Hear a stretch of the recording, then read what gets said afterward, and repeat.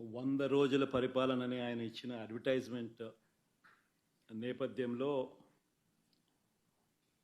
మామూలుగా అయితే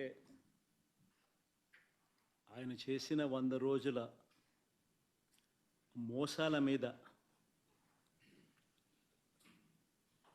సూపర్ 6 లేదు, సూపర్ 7 లేదు.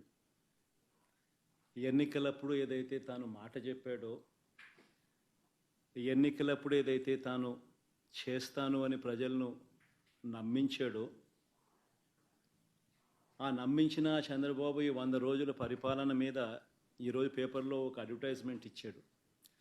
100 రోజుల్లో మంచి ప్రభుత్వం తనది అని చెప్పి తాను చెప్పుకుంటూ, ఆ మంచి ప్రభుత్వం తనది అని చెప్పి ప్రతి ఇంటికి కూడా గ్రామ సచివాలయాల్లోని సిబ్బంది వెళ్ళి ప్రజలను కలిసి స్టిక్కర్లు అతికియాలని చెప్పి.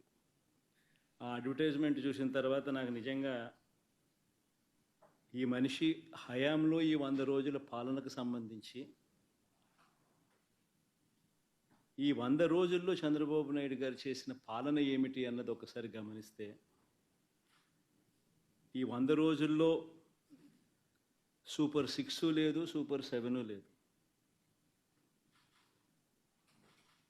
ప్రజలకిచ్చిన మాట, ప్రజలకు చెప్పినవన్నీ కూడా అబద్ధాల మూటగా ఈరోజు రాష్ట్ర ప్రజల ముందు ఈ 100 రోజుల తర్వాత చంద్రబాబు దోషిగా నిలబడతా ఉన్నాడు.